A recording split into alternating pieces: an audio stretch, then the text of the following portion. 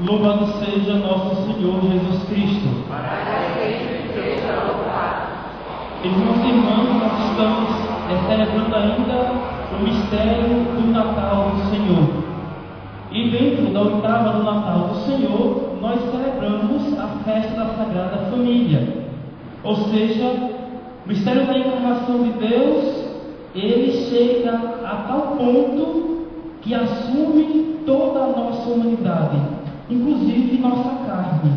Por isso Jesus, ele assumiu a família humana e com sua presença a santificou e confirmou a família como um projeto querido por Deus, já narrado no livro do Gênesis. Nós escutamos e as leituras de hoje chamam nossa atenção e nos convidam a meditarmos sobre a família humana. Escutamos na primeira leitura do livro do Eclesiástico o autor sagrado falando dos deveres dos filhos para com os pais. Adiante, ele vai falar dos deveres dos pais para com os filhos, mas se antecipa e ele vai dizer coisas poucas. No entanto, são atitudes fundamentais no relacionamento entre filhos e pais. Honrar, respeitar, escutar, ser paciente para com os pais, sobretudo na velhice, na idade avançada, quando os pais vão perdendo a lucidez. Este é o conselho do autor sagrado. Esses deveres não são normas, eles compõem a ordem natural das coisas. Quando o ser humano rompe com essa ordem, ou seja, quando os filhos eles não vivem esta dimensão para com os pais, conforme cita o autor sagrado, aí vemos uma rebeldia e uma violência.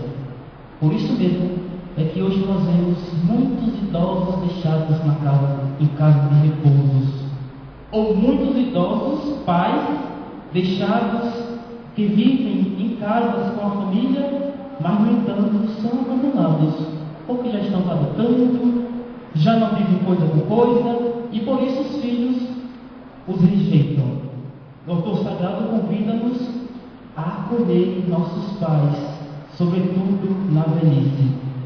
Quem já perdeu seus pais sabe o tesouro que perdeu, né?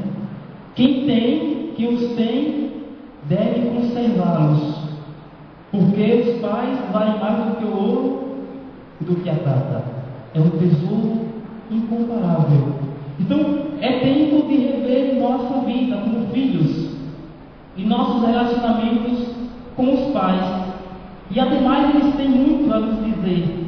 Os idosos têm toda a experiência da sabedoria da vida, que não foram os livros nem as universidades quem ensinou, mas eles aprenderam com a vida, a experiência da vida. O apóstolo Paulo, na segunda leitura, ele vai seguir o mesmo raciocínio do livro do Eclesiástico. E ele vai assentar as bases para o relacionamento na vida eclesial, depois na vida comunitária e na vida em família. E ele vai colocar duas coisas: uma atitude fundamental e uma pessoa que não pode faltar na vida em família: o amor. O amor não pode faltar na vida em família. Quando falta o amor, a família deixa de ser família, deixa de ser sinal do amor de Deus. E a pessoa é Jesus Cristo. A família deve assentar sua vida sobre Jesus. E aqui nós temos uma dificuldade no tempo atual. É que hoje a família tem muita coisa, materialmente falando, e pouco amor. E hoje a família pouco se senta para rezar, para celebrar o Deus da vida, para agradecer. Muitos bens materiais, pouco perdão, pouco amor.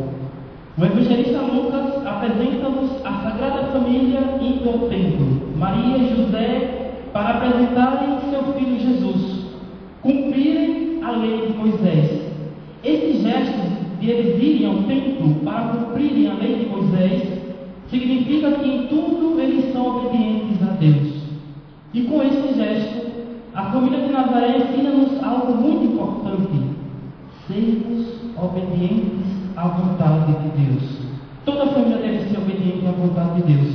E Deus deve ser o centro da família humana.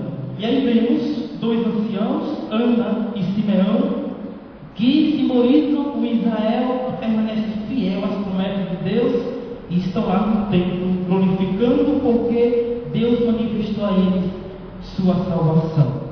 Somos convidados também, a exemplo de Ana e Simeão, a nos mantermos fiéis às promessas do Senhor como família.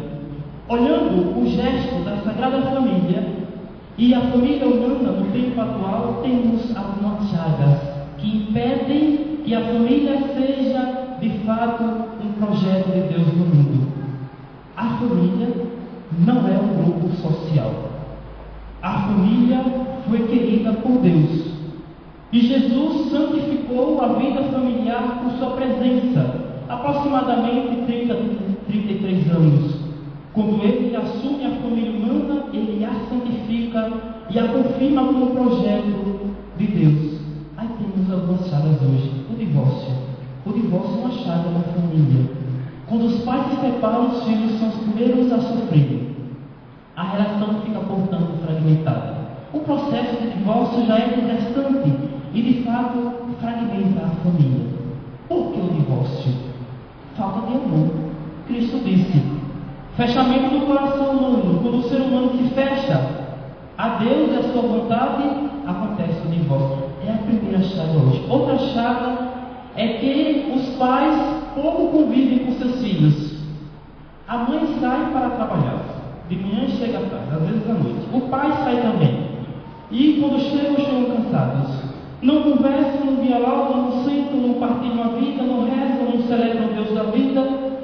Quando acontece isso, confia o compromisso ou a responsabilidade dos filhos a terceiros, ou ao Estado, creches e colégios, ou a babá. Às vezes a babá é mais presente na vida da criança do que o pai e a mãe.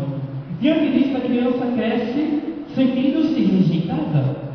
E a família, o pai e a mãe, são os primeiros responsáveis a transmitir os primeiros valores humanos e cristãos à criança. Certamente o ser humano, ele traz alguns valores inatos, digamos assim, mas tem que ser aprendidos e praticados. O amor, a bondade, a caridade, a partilha, a fraternidade. O ser humano, ele aprende quando alguém o ensina. E o filho aprende quando vê os pais praticando e exercitando isso. Então, o ser humano, ele é aquilo que ele recebe. A família forma o ser humano.